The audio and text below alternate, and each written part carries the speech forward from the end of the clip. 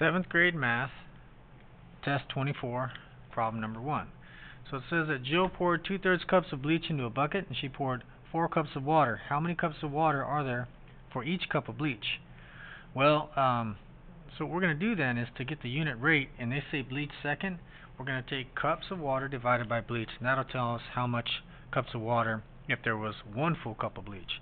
So I take water divided by bleach because they said bleach second. How do I divide fractions? I multiply by the reciprocal, I flip it over, I do my factor trees, and I cross out my ones like we learned in class, and I see that there's 6 cups of water for every 1 cup of bleach. 20 says Jane charges a proportional fee for personal training. For 4 sessions, she charges $180. So if I'm going to figure out how much that is per session, I do money, remember money on top, money divided by the number of sessions. That means $45 per session. Now the first person charges for 7.5 sessions, it'd be $300. So if that's proportional, again, we go money divided by the number of sessions, and we see that that would be $40 per session. That's not proportional. It's not the same rate. Next one, fee 2, 3 sessions is $210. So if I divided those, that's $70 per session. So neither one of these is proportional to Jane's rates. Number 3 says, which expressions are equivalent to the expression that they gave us there? So here's the expression that they gave us. We're going to find out they're equivalent. We're going to have to simplify first. So that means distribute and then combine like terms. Now if I look at this though, there's nothing to distribute because there's no number right in front of the parentheses. So I don't distribute here. So I just add the ones that are like terms. I got negative 2x and negative 3x. That's negative 5x plus 10x. Negative 5 and 10 is positive 5. There's only one constant, right? One number with no x. So that's what that equals. If I look at expression 1, it's already simplified. It's the same, so that's part of our answer. Expression 2 is simplified as well. That's not the same. Don't pick that.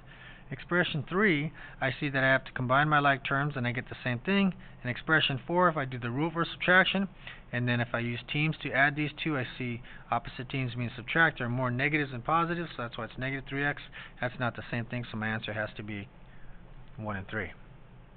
Number 4 says enter the value for g. So what we do is we take that second expression and simplify it. So now I distribute. I can do the rule for subtraction, add the opposite, and then distribute. 1.1 times 2m is 2.2m. 1.1 times negative 0.7 is negative 0.77.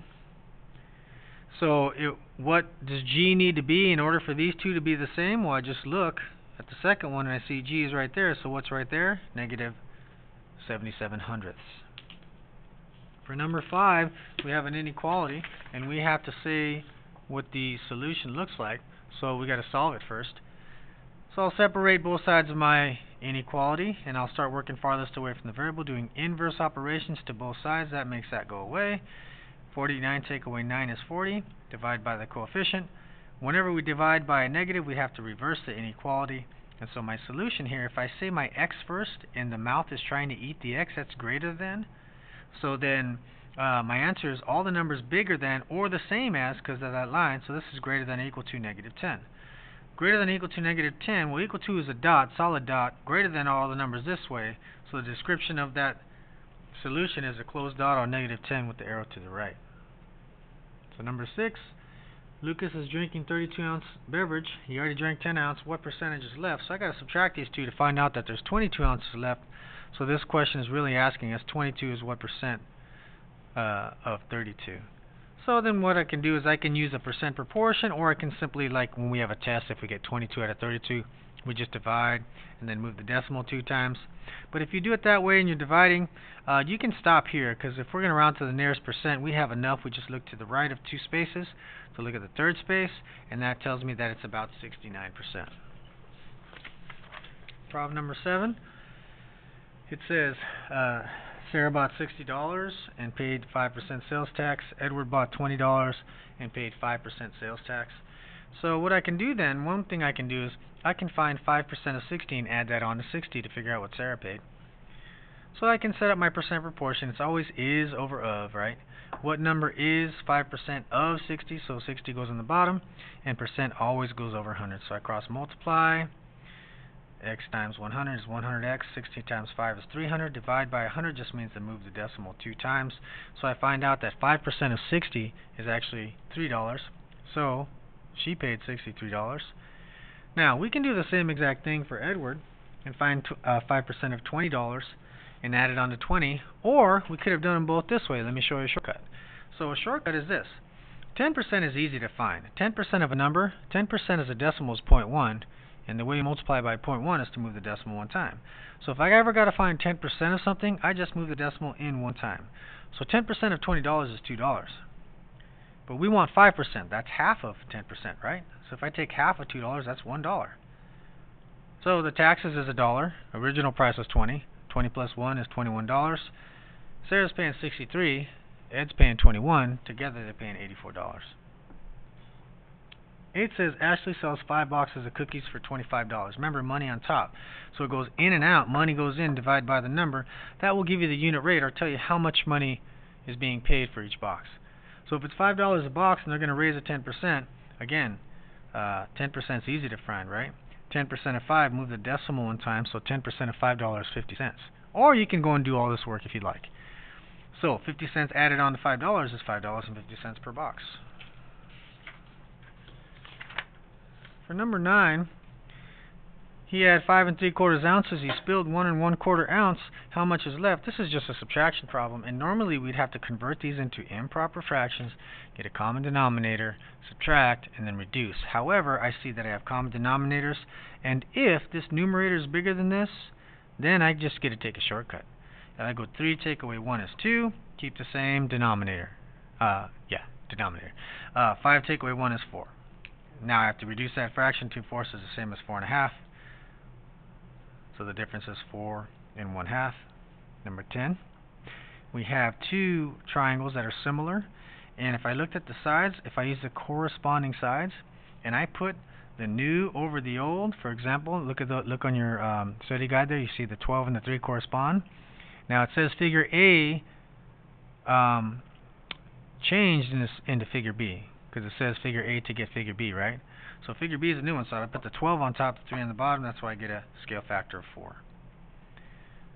Number 11 says we have a house and it's a scale drawing, and they say that in the drawing it's 5.8 inches tall, and the scale is 1 inch to 5 inches. So if it's 1 inch to 5 inches, then 5.8 inches would be how many feet? Sorry, I was saying 5 inches is 5 feet. 1 inch to 5 feet would be proportional to 5.8 inches to how many feet? Cross multiply. Since it's just 1 times x, we can just simply multiply these, and I get 29. So it should be 29 feet. For number 12, they talk about 2 circles, and they say if the diameter is 80, that means the radius is 40, right? Because diameter is 2 times the radius. If I have the radius, I can find the volume. If I can find the volume, I can answer this question, because they want to know what's the difference in these volumes. So I'll find the volume for the first one. Volume for all circles is pi r squared. So we can estimate pi to 3.14, and the radius is 40. So remember, when you get your calculators out, do 40 times 40 first. Don't do 3.14 times 40. Right? We have to do exponents before we do multiplication for order of operations. So you should have got 1600. Then leave that in your calculator. Hit times again. 3.14. You should get this for the area of the first circle. The second circle has a diameter of 100, which means the radius is 50. Again, divide that by 2. Once you have radius, you can find area. And so to find the area of this, I would square the radius, multiply it, times pi. Remember to do 50 times 50 first. And then I get the area for that. I hope I wasn't saying volume earlier. I feel like I was saying volume earlier. But anyways, I'll subtract these two here. And that will give me the difference in the area. And it's feet squared because it's area, not volume. So 13,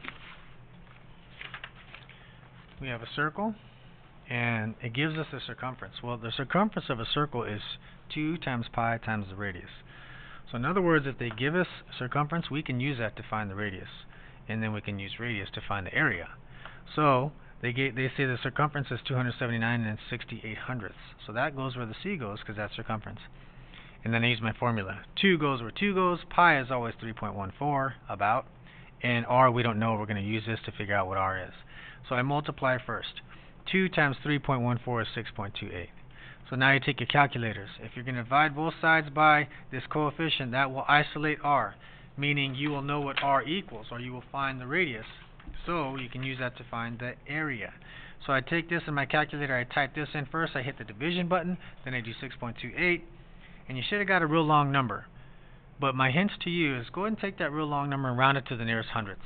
So the radius is about 44 and 54 hundredths. Now we can use that to find the area. So I take my radius squared times my pi. So go 44.54 in your calculator times itself, another 44.54 times 3.14, and that is the area of the whole circle. So let's do this together. We have 44.54 times 44.54 times 3.14. Whoops, sorry. 44.54 times 44.54 times 3.14, and we should get our volume here. It's kind of a big number, but we only want 3/5 of that because it says the shaded region is 3/5 of it, and they just want the area of the shaded region. So how do you find 3/5 of a number? Well, with a calculator, you simply leave it in there already, right? You just go times 3 equals divided by 5, and that will give you, and we're going to round that to the nearest whole number, which is 3,738 square feet. Sorry, I'm kind of tired. I've been teaching all day, so I'm going to say some funny stuff here. All right, so 14. All right, 14. So we have a shape, and on that shape on the top we have a rectangle, right? And if you can look on your drawing there, you see you got a 3 by 5. So the area is just length times width. It's 15 square units. Now look on the bottom. You got that long rectangle on the bottom. The long rectangle on the bottom, the dimensions are 10 by 4. So that's 40 square units. And then you got the triangle.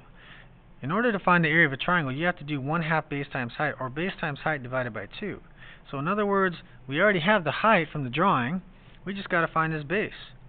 Now, all the way across is 10. Look at the drawing to see what I'm talking about. And then you see the sides that are midway through and all the way on top. That's a 3 and a 3. If I subtract those two, what's left over is this distance. So in other words, that distance down there is 4, and this is how I get it. 10 take away 6 is 4. I have the base and the height of the triangle, so now I can find the area. I go base times height, which is 20, divided by 2, which is 10. So little rectangle is 15, larger rectangle is 40, triangle is 4. Triangle, the area for the triangle is 10, and if I add those up, I get 65 feet squared. Number 15 says a rectangle has a width of 9. That's what that looks like. And a perimeter of 38. Now perimeter is all the way around. The way we find perimeter is we add all these sides.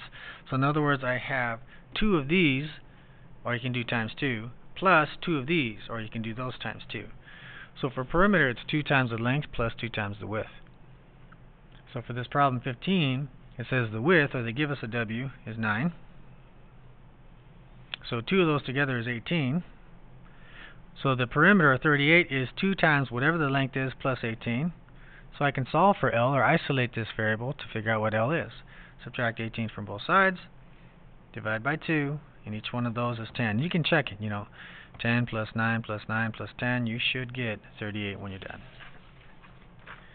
Alright, so number 16 here. 16 says, a rectangular prism has a base with the width of 5 units and a length of 6 units. If the height of the prism is 4 times the length of the base, what is the volume of the prism? So, to find the volume of a prism, we need length, rectangular prism, we need length, width, and height. So, they give us width, they give us length, and we have to find the height. It says the height is 4 times length. So I take the length and multiply by 4, and now I have the height. Now I have all 3 dimensions. I simply multiply those, and I have my volume, which, for 16, notice that I used squared there. I want you to think about what I did wrong there. Okay, I should have done what for 16? Yep, it is volume, so I should have did cube. Sorry about that. So number 17. Alright, so 17 says we have a box. A box is a rectangular prism, so we're going to find volume the same way. Length times width times height. So it says a height of 1.2 centimeters, a width of 2, and a length of 3.5. Then we have a second box. The second box has the same height, so we write that down. A width, that's 2 more, so 2 plus 2 is 4. And a length, that's 2 more. So the second box has these dimensions. So I use these to find these. And then it says, what's the volume of the second? So I just take these and take my calculator and hit 1.2 times 4 times 5.5. You guys should get 26 and 4 tenths. And since this is volume, and the units of measure is centimeters, we would call that centimeters cubed. Problem number 18. At lunch they are giving away t-shirts. There's 7 small, 10 medium, 25 large, and 8 extra large. If they throw one and you catch it, what's the probability that you will catch a medium? So, in order to answer this question, we got to figure out the total first, right? Because probability is the desired or the question they're asking you about over the total. So what we have to do is we have to take and add all the sizes up. There's 50 total. Okay? Now, there's only 10 medium. So I put the desired over total, and I get a probability of about 20%, or 1/5, or 0.2. And that's unlikely. Right? Anything less than 50% is unlikely. Or, unless it's impossible, then we say just impossible. If it's in the middle, we say as likely as not. If it's to the right of that, we would say, if it's all the way, we say certain, correct? And then if it's in between those two, we say likely. Alright, so 19, we have a table here, and it says, so they give us a bunch of colors, and they see how many times these colors were spun on a spinner. So again, what we have to do is you have to figure out how many total outcomes. We add all those numbers up. So the total possible is 100. So they start asking us a question about yellow, so we figure out there's 22 yellows from the table. So the probability of yellow is 22 over 100. The question is, how many should you spin if you only spun 12 times?